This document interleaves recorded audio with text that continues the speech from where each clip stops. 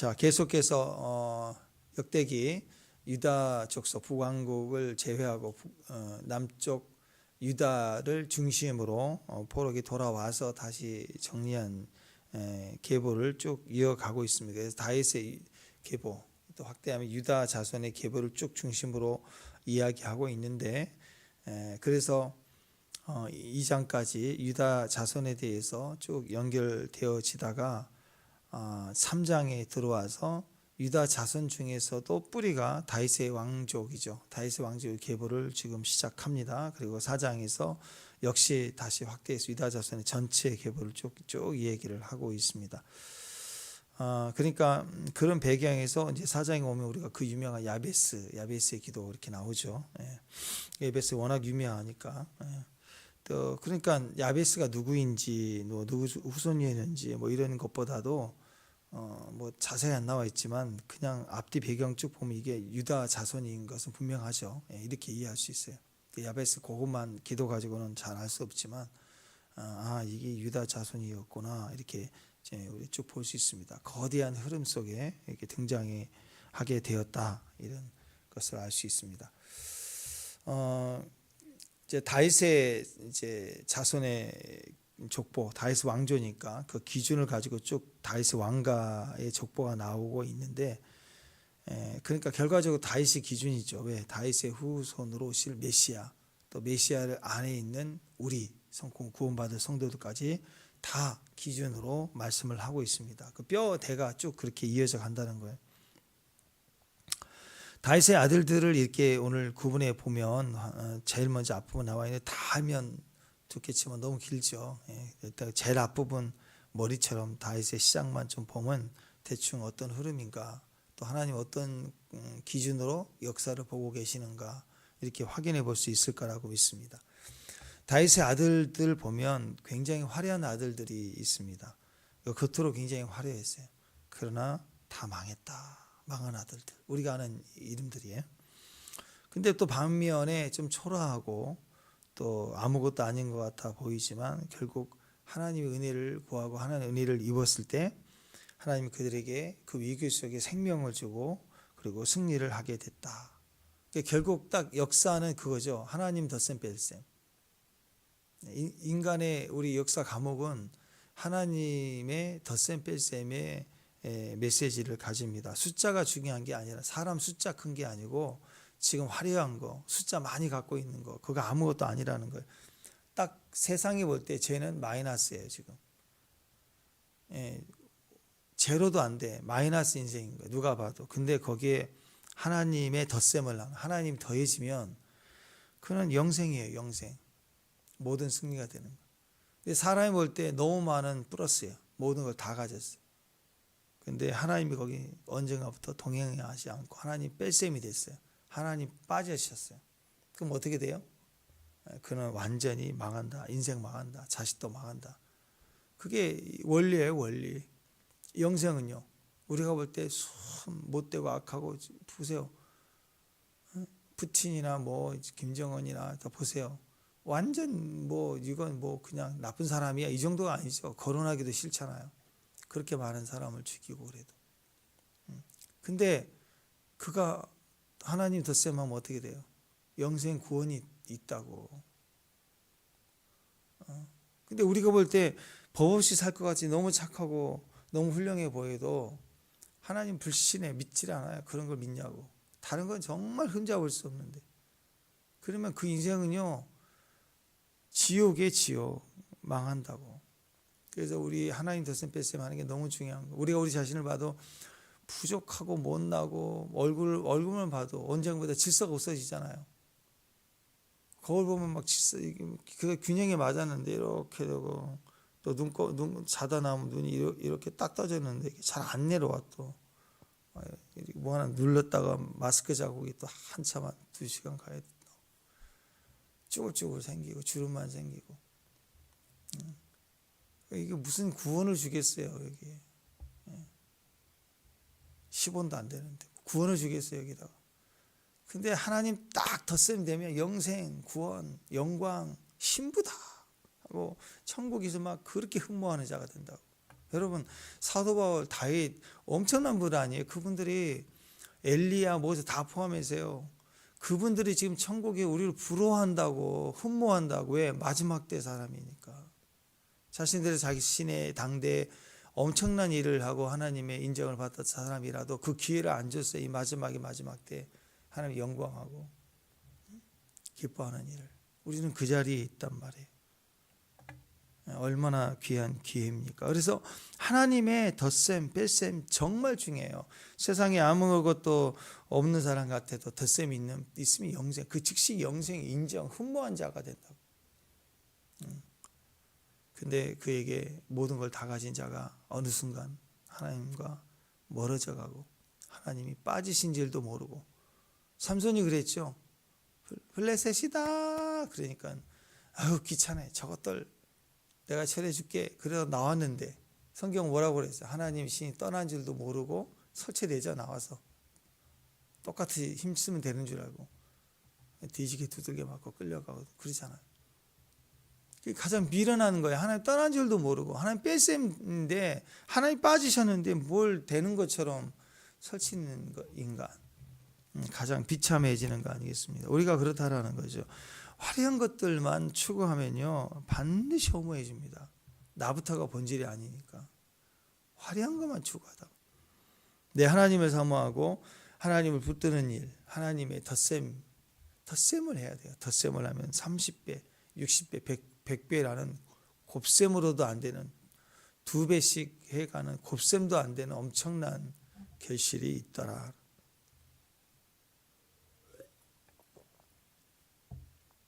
자, 헤브론에서 태어난 화려한 아들들의 모습이 나와요. 자, 3장 1절에서 4절까지 쭉 아들들이 나와요. 다윗이 7년 6개월을 헤브론에서 왕이 됐고, 또 그 다음에 이스라엘 전체 왕이 돼가지고는 예루살렘에 와서 33년을 다스렸습니다. 그때 나오는 아들들의 이름이 쭉 이렇게 나오는 거예요. 헤브론에서 이제 다윗 왕조가 헤브론에서 왕이 됐지만 전체 이스라엘 족속들은 지파들 인정을 안 했다고. 그런 채로 7년 동안 왕을 했어요. 그러다가 전체 유다의 왕, 전체 예루살렘의 왕이 되어 이제 다스리게 됩니다. 그러니까 총 40년을 왕으로 다스렸지만 실제적인 구분을 해보면 헤브론에서 7년 6개월, 그 다음에 33년, 그래서 총 40년 가까이를 이렇게 왕으로 지내게 되었다. 그래서 결론 이거예요. 1절부터 4절까지 쭉 보면은 헤브론에서 처음 왕이 됐을 때 태어난 아들들 어마 번쩍 삐까하다, 번쩍 화려했다. 근데 예루살렘에 가가지고 전체 왕으로서 아들을 낳았지만 그 아들들의 시작은 좀 초라했다, 이렇게 얘기를 하는 거예요. 그렇지만 결국은 예루살렘에 낳은 아들들로 인해서 유다의 계보가 이어졌다라는. 자, 먼저 7년 6개월 보냈던, 처음 왕으로 보냈던 헤브론에서 왕이 됐는데, 그 헤브론이 어떤 곳입니까? 헤브론은요, 갈렙이 85세 때 이 산지를 내게 주소서 여호수아에게 허락을 받고 그걸 치죠. 그래서 뿌리를 찾아가 보면 여호수아 14장에 그 늙은이가 외치니까 유다가 그전까지 정복하지 못했어요. 여호수아가 정복을 못했다고. 근데 이 막바지에 이건 반드시 가장 어려운 장소인데 내가 이기겠다, 치겠다 하고 이 헤브론을 달라고 요구를 하고 허락을 합니다. 그래서 갈렙이 이 헤브론을 치는 게 신의 한 수예요. 이때부터 유다 족속이 이스라엘의 메인 지파로 등장하게 되는 거예요. 이 정점을 찍어요. 그러니까 이 갈렙이 엄청난 일을 한 거죠. 전체를 살려내고 이 늙은 노인이 하겠다 하고 칼을 들고 나갈 때 뭐 얼마나 이기겠어요. 그렇지만 그 의도가 전쟁에 선봉이 나겠다고 하니까 자식들이 그냥 있겠어요. 아버지 가만히 계세요. 가만히요. 우리가 하겠습니다. 이런 식의 민족이 유다가 선봉 영명을 발휘해서 정복해버리는 거예요. 그게 예비함이죠. 예비함. 다윗의 왕이 되는 자리를 그때 빼앗고 예배한 거. 근데 그보다 좀 더 뿌리를 찾아 더 거슬러 들어가 보면은요, 아브라함 때, 아브라함이 창세기 12장에 보면 뭐가 나와요? 너희 본토 친척 아비의 집을 떠나라 해가지고 드디어 아브라함이 믿음의 시작을 하잖아요. 갈 바를 알지 못하고 나왔잖아요. 가나안을 향해 들어가는데 제일 먼저 창세기 12장 5절 6절 이렇게 나가면 제일 먼저 가나안에 들어가 첫 번째, 가나안 들어가자마자 첫 번째 거기서 하나님이 나타나세요. 그럼 네게 복을 준다. 너무 감사해서 그 자리에서 제단을 쌓는 자리예요. 거기가 모레네 상수리 나무, 모레네 상수리 나무 그 장소, 거기가 나중에 헤브론입니다. 그러니까 이스라엘 전체 민족에 있어서 헤브론, 그러면 다윗이 헤브론을 차지할 때, 거기서 왕이 될 때 왜 헤브론을 수도로 삼았냐? 엄청난 거, 영적으로도 의미적으로도 굉장한 힘이 되는 거예요.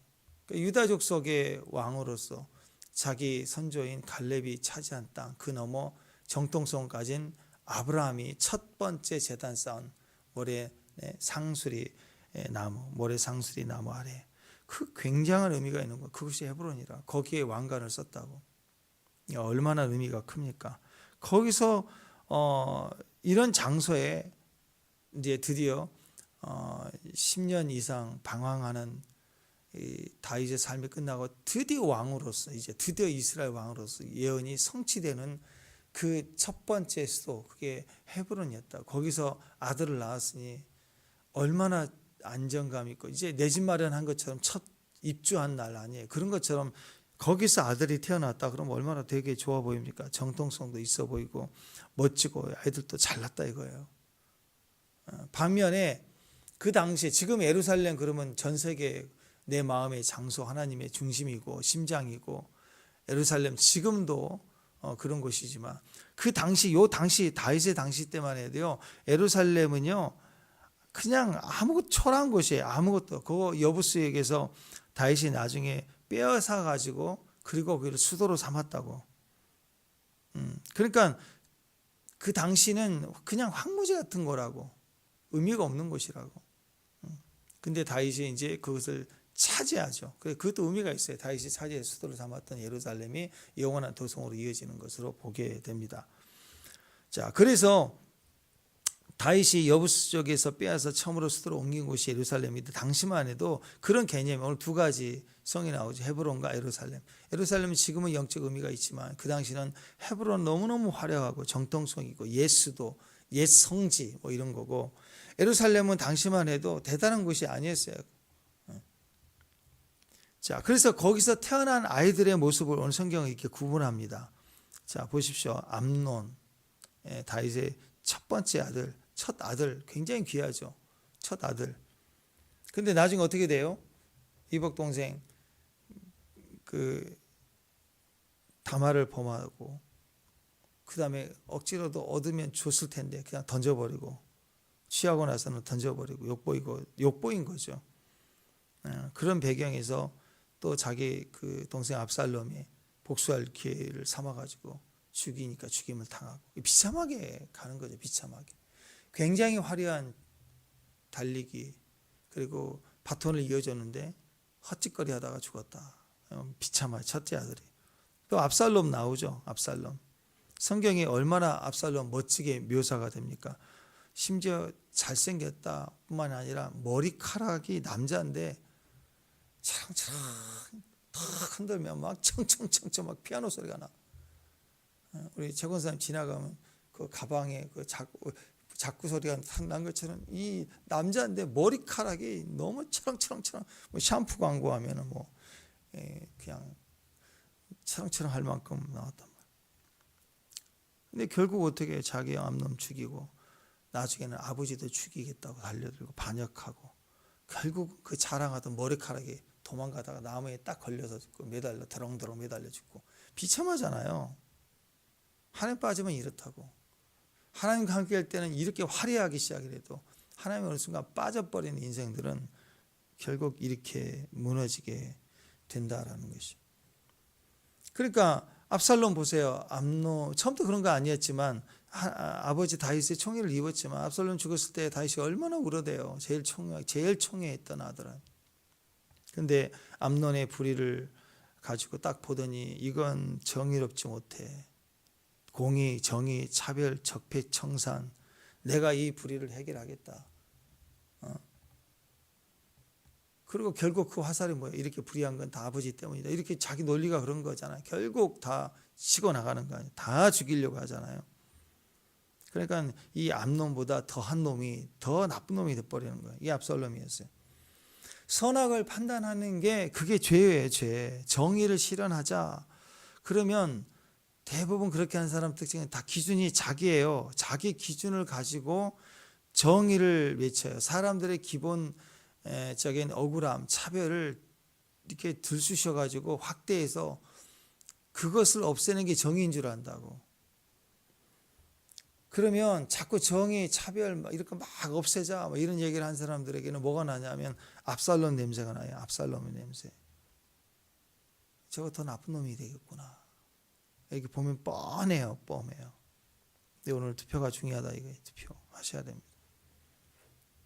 프랑스의 왕정의 그 불의를 차단한다. 원래 왕정 사회가 끝이 오면 국민들이 똑똑해지면서 보면 전부가 비리고 악행이잖아요. 그래서 프랑스의 혁명이 일어납니다. 프랑스 혁명을 주도했던 로베스피에르. 자기가 혁명 일으켜 왕정 없애고 그다음 공포 정치, 독재니까 공포 정치를 하는 거예요. 막 사람을 협박하고 때리고 결국 자기도 쿠데타 당해서 처형당하죠. 그러니까 결과적으로 보면 지는 더 했어요. 정복 차지하고 나서 불의를 없앤다, 청산한다 해놓고 자기는 더 했다고. 원래 피가 피를 부르고 복수가 복수를 부르는 건데 이 모든 것을 은혜로 붙들지 않으면요, 은혜를 붙잡지 않으면 자 곤란하고 어려운 마이너스가 됐을 때 그 눌림과 억울함까지 포함해서요, 이걸 덧셈으로 가야지, 하나님 덧셈으로 가야지 내가 이걸 풀어보겠다라고 설칠 때 자기는 더 악해진다고. 사람은 절대로 공평하지 않아요. 너 눈, 나는 눈, 이게 안 되는 거라고. 율법 지키기가 어려워요. 그래서 은혜로 가야 된다고. 어떤 상황에서도 은혜 붙들어야 된다고. 나도 죄인이란 걸 알아야 돼요. 그래서 압살롬을 통해서 이걸 보여준 거라고. 첫 아들의 영광, 암논이라는 이 첫 영광. 또 뭐예요? 또 압살롬. 다 압살롬 뭐예요? 유능함이죠. 탁월함의 영광. 뭐 이렇게 볼 수 있고 다 결국 이것 때문에 망하고 뺏기는 거라고. 자기 아버지가 왕인데 그 다윗 왕 아버지의 백성의 마음을 훔쳐요. 지가. 그렇죠? 멋지게 나와가지고 훔친다고. 마음을 돌이킨다고. 서서히. 한 집안인데 한 나라인데 아들이 그러고 미친 거죠. 그러니까 겉으로는 화려하지만 속으로는 뭐예요? 억울하다, 정의롭지 못하다, 차별하다, 정의를 세우자 하면서 사람들의 마음을 뺏으면서 선동하기 시작하는 거예요. 결국은 자기가 악하고 아버지 백성을 마음 훔치고 아버지를 죽이려고 하고 끊임없이 그렇게 가더라. 이거 하나님 다 보고 계시거든요. 하나님 빠진 사람들의 모습이에요. 하나님이 제일 싫어하는 것 중에 하나가 뭐야? 마음을 훔치는 거예요. 이거 미혹이라고 합니다. 겉은 화려하고 예쁜데 마음을 훔쳐요. 그래서 이단이 악한 거예요. 이단이 은근히 와가지고 은근히 친구처럼 말하고 마음을 훔치는 거예요. 마음을 훔치는 것은 화려하고 예쁘고 좋은 걸 주면서도 훔치기도 하지만 공포를 주면서 너 두려워도 큰일 나 하면서 훔치려고 하는 거. 그게 다 보이스피싱, 마귀, 이단 그렇게 하는 거예요. 이단이 괜히 좋아 보이지만 이단에 한번 엮이면 공포에 전부 이거 아니면 죽는다. 이단에 혹시라도 어떤 은혜로 빠져나오게 된 사람들이 있다면 그들이 굉장히 후유증이 심하거든요. 다시 돌아오기까지. 제일 큰 게 뭔지 아세요? 아니지 이단인 줄 알겠는데요. 근데 혹시 나에게 잘못될까 봐 이제 빠져나왔으니까 그 저주가 있다고. 아닌 건 알겠는데 그러다 혹시 나온 걸로 인해서 제가 어려움 당하면 어떡해요. 이 무시무시한 공고 얼마나 자기도 모르게 심어놓은 게 있는지. 이게 인간의 마음이라는 것입니다. 그러니까 반역하는 마음으로 가기까지 마음을 뺏는 거예요. 여러분 마음 뺏기지 마세요. 마음을 어디다 아니 지금 10대 애들도 아니고 공부하자. 그거보다는 떡볶이 먹으러 가자. 말 바뀔 수 있죠. 생장이 필요한데 떡볶이 하나가 얼마나 달콤한데. 근데 이 나이 돼서 떡볶이 움직여요? 예? 가슴 내봐요. 무슨 가슴이 있어요, 여기다 뭐 정치에 무슨 소망을 둬요, 지금. 난리를 치우는 거 보면은 참 너무 한심한 거예요. 너무 한심해. 교회 안에서도 그래서 무서운 거예요. 교회 안에서도 이런 이단의 도전들, 그런 과정들 속에 또 뭐가 있습니까? 양도둑질 그러잖아요. 나는 큰 교회가, 그건 참 불행이라고 생각해요. 큰 교회가 시골 면 네 단위까지 대형 버스를 가져다 싹 쓸어온다고. 예전에 그랬다고, 대형 버스 있을 때. 그건 양도둑질이에요. 양도둑질. 복음이 전파되게 해야 되는데. 우리 전라도에 있을 때 거기 구석까지 뭐 만민중앙교회인가 거기 2단 그 버스를 보내갖고 싹 다 쓸어오잖아. 지방에 봐.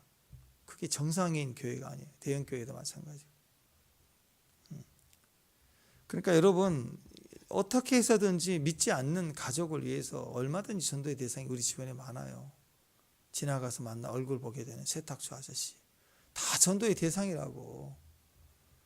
근데 왜 잘 다니는 사람들을 자꾸 전화해가지고 미혹하고 이리 와라 저리 가라, 거기에 생명이 있는 것처럼 그렇게 자꾸 아는 사람을 자꾸 하냐고.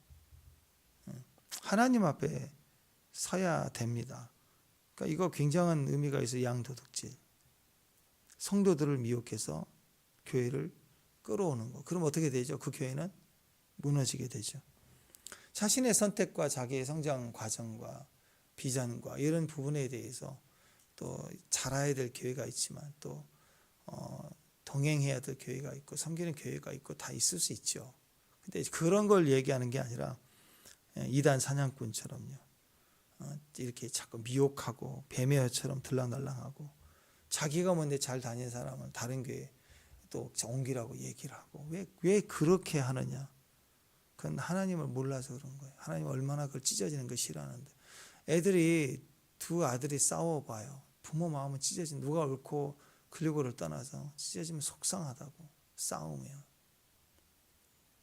그러니까 이런 압살롬 같은 인생 살지 말라. 분명 불의가 있고 문제가 있지만 아버지를 믿어야죠. 부모의 처세는 믿어야죠. 당장 안 나오면 뭐 이유가 있을 거 아니에요. 자식이잖아요, 그도. 그래서 기회가 있고 상황이 있는데도 이유가 있으면 더 기다리고 인내하고 맡겨야죠.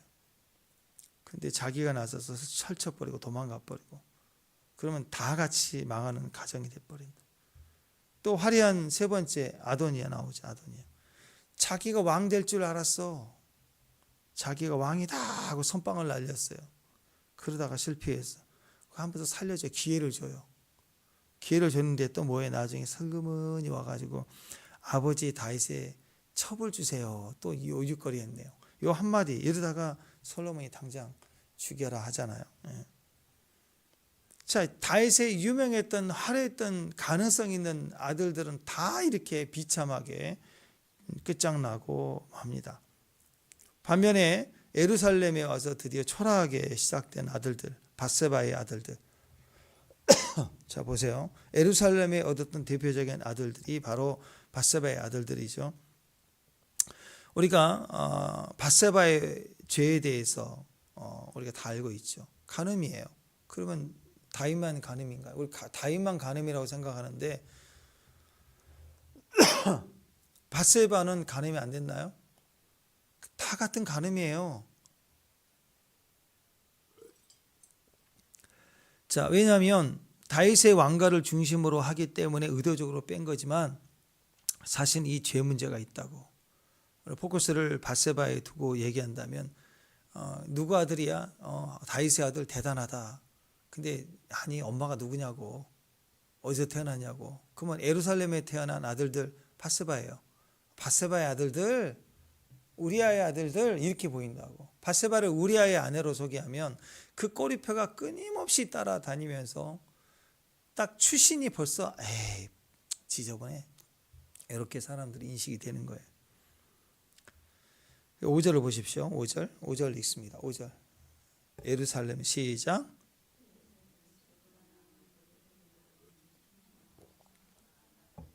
솔로몬 네 사람은 다 이름이 바뀌었어. 밧세바를 뭐라고 그래요? 밧수아. 이름이 약간 연음으로 바뀌었는데 그게 중요한 게 아니라 수식해주는 단어예요. 예전에 밧세바는 누구냐면 우리아의 아내 밧세바. 그런데 여기서는 이름이 바뀌었습니다. 우리아를 없애버리고 암미엘의 딸 밧수아. 다른 이름으로 자기 가문의 뿌리로 다시 얘기를 해줘요. 우리아의 아내 밧세바가 아니라 암미엘의 딸 밧수아라고 이름을 바꿔줘요. 왜 이름을 바꿔요? 역대기는 포로에서 돌아온 이후에 쓰여진 책입니다. 포로기에서 돌아온 세대들은 다윗에 대해서 잘 몰라요. 제 2세들이잖아요.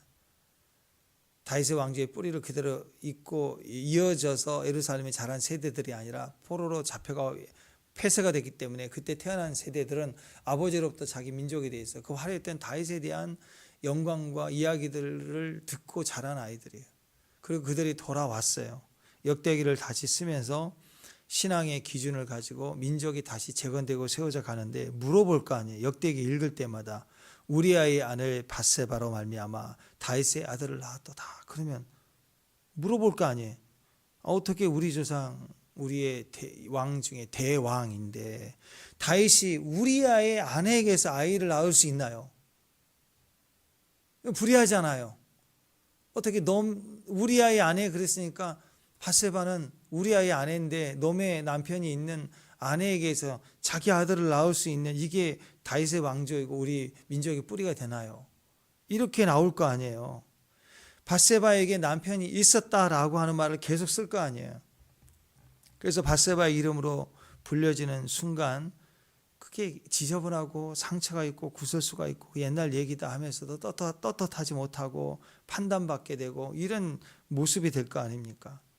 그래서 하나님께서 암미엘의 딸 밧수아라고 하는 이름을 불러 다시 쓰게 하시면서 밧세바를 치유하고 당당하게 하신 거예요. 그래서 밧세바가 바로 임신했던 그 아이는 죽죠.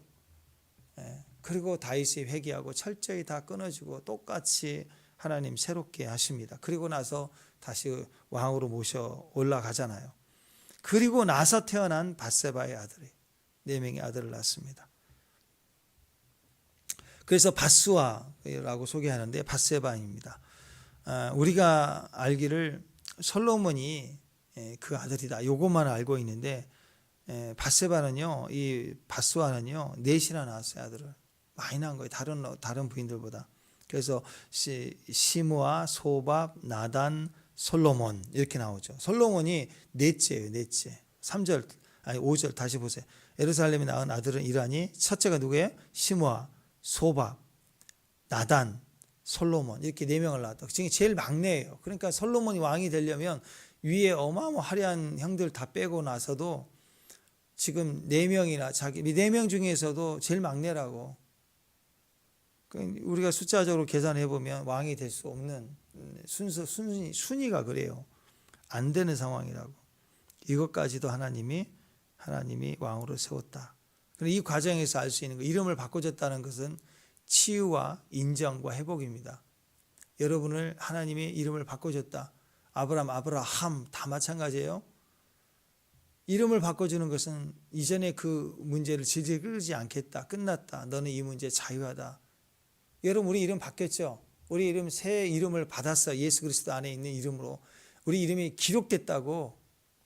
새 사람 됐어요. 거듭났어요. 새 피조물이에요. 아멘? 네. 그래서 새 자녀를 주시는 거예요. 밧세바도 치유되고 온전케 되었다. 이 자식도 떳떳한 이제 다윗의 아들로 불리게 됐다. 아픈 자신의 과거의 상처, 억울함 또는 죄 지은 죄. 그 현장에서 간음하다 잡힌 그 여인도 그렇잖아요. 나도 정죄하지 않는다. 다시 죄 짓지 말라. 하고 주변에 너를 정죄한 자가 있느냐?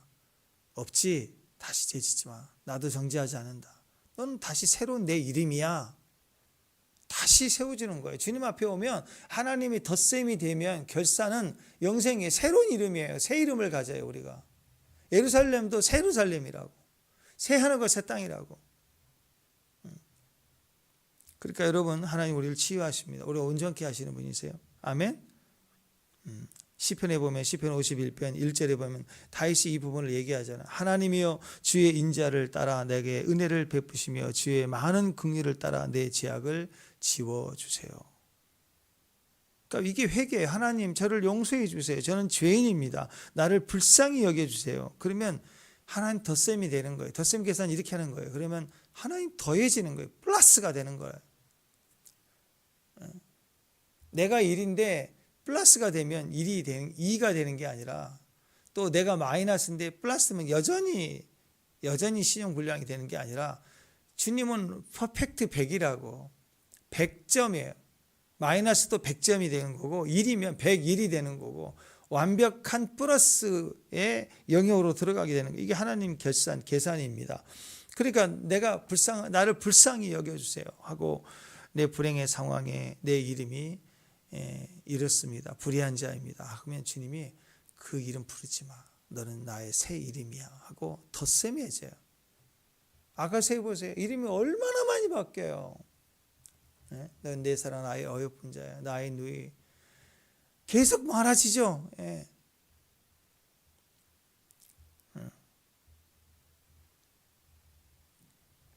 사랑의 확인은 그렇죠. 저 사랑하면요 애칭이 나와요. 자기도 모르게. 아담에게 준 첫 번째 사명이었죠. 아담아, 이제 네가 내 사명을 감당하라. 뭐 하는 거 있어? 제일 먼저 하는 게 땅 파고 일하는 거 있어요? 완벽했다고. 먹고 살기 위해서 일한 거 아니었어요. 다 먹을 게 주변에 주렁주렁. 근데 뭘 하라고 하셨어요? 동물들을 불러 이름을 불러줬잖아요. 그 이름을 불러준다는 건 사랑입니다. 사랑이 식으면 이름을 안 불러요. 야, 너 이렇게 부른다. 내가 사랑하면 이름 불러야지. 아무리 강팍한 사람도 자기 아들 태어나거나 자기 손자 태어나고 그러면 이름이 바뀌어요. 우미 강아지, 우미 이쁜 거, 이쁘나 이름을 불러주면 바뀐다고. 아무리 말 못하고 강팍하고 정말 단어에 난도 기억자도 모르고 그래도요. 사랑하는 사람을 만나면 이쁘나 자기야 뭐 안 하던 말을 막 불러요. 호칭이 막 바뀌게 된다고. 매일 또 바뀌어 막 단어가. 호칭이 많아. 내 새끼 강아지. 그게 사랑이니까. 사랑하면 호칭도 사라지고 이름도 안 불러줘. 야 너 뭐 이렇게 한다. 나는 요즘에 호칭 많지요. 축복합니다. 할렐루야. 얼마 전에 우리 박 권사님 우리 베이스함부터 시작해서 아이들 이름을 다 뭐 믿음아 사랑아 한동안 그렇게 부르셨는데 지금도 부르시죠? 부르셔야 됩니다. 성경 읽을 때마다 너무 좋은 이름을 만나는 거예요. 그럼 그 이름에다 막 집어넣어야 되는 거예요. 너 1번 너 2번 이렇게 넣어서 불러주는 거, 이름을 불러주는 거.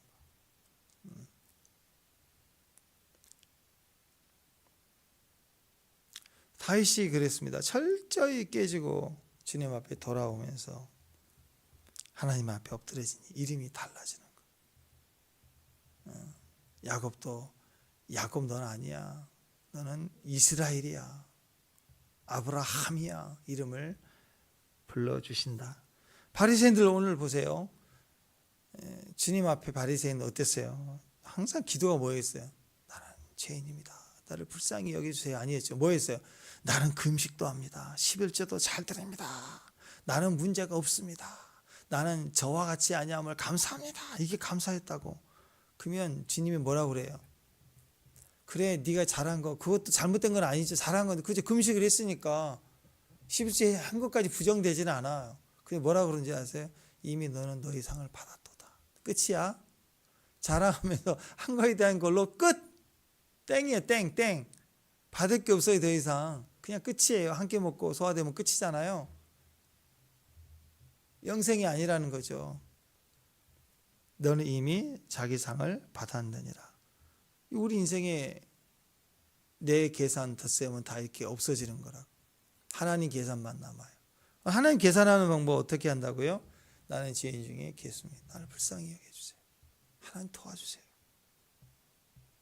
예수의 피, 성령의 불, 주님 감사합니다. 그렇게 하는 거예요. 찬양합니다. 사랑합니다. 도와주세요. 하나님 앞에 이게 덧셈이라고. 덧셈 너무 쉽죠? 네. 그럴 때 하나님 우리를 살려주신다. 다윗을 위대하다 이렇게 말씀하신 이유는 바로 여기서 다윗이 뭘 잘했느냐. 사실 다윗보다 사울왕을 비교해 보세요. 사울왕이 더 죄를 덜 지었어요. 다윗이 더 많은 죄를 지었어요. 다윗은 모든 죄를 다 지었어요. 근데 버림당하고 다윗은 인정받고 가장 내 마음이 아파다. 그럼 뭘 보시는 거예요? 우리의 숫자 보시는 게 아니에요. 하나님의 덧셈을 보시는 거예요. 하나님의 덧셈을 가지고 있는 자, 얼마나 날마다 눈물로 침상을 적시며 하나님 앞에 엎드리고 기도하고 도망자의 삶을 살면서도 끊임없이 덧셈하고 무너질 때마다 또 덧셈하고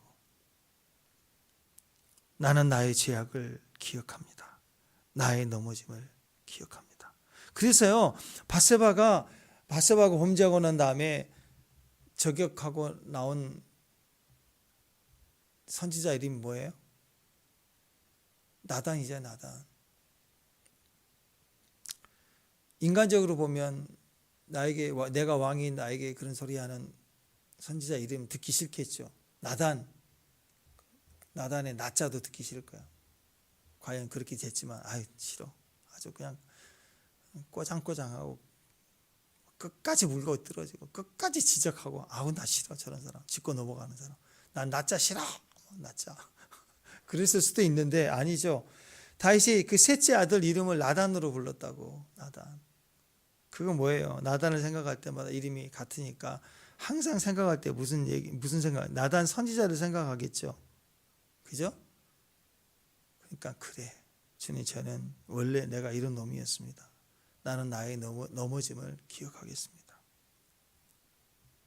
그래서 나단이란 내 아들의 이름을 두고 생각할 때 또 바세바도 그렇고 나단 이름을 지자 그러면 누가 좋아하겠어요? 그렇지만 다윗이 그렇게 지은 이유는, 그리고 그 의미가 아닐지라도 생각해 보면 생각날 수도 있잖아요. 그렇지만 자기 자신의 삶의 중심을 두고 나의 죄로 기억하겠습니다 하는 나를 살려주셨습니다. 은혜로운 이름으로 불렀다고. 그렇게 하나님이 우리를 불러주셨다라는 것입니다. 그래서 여러분 이런 역사를 보면 항상 지금도 마찬가지입니다. 하나님의 덧셈 뺄셈 기억하십시오. 아멘. 어떤 상태든 내가 숫자가 어떻든 괜찮아요. 마이너스 괜찮아요. 주님만 계시면 플러스인데. 그러다 지옥 가는 어리석은 자 되지 말고 넘어지고 깨지고 억울해도 항상 덧셈할 수 있는, 하나님 덧셈할 수 있는 귀한 믿음의 정도 되시기를 주님의 이름으로 축원합니다. 기도하겠습니다. 하나님 감사합니다.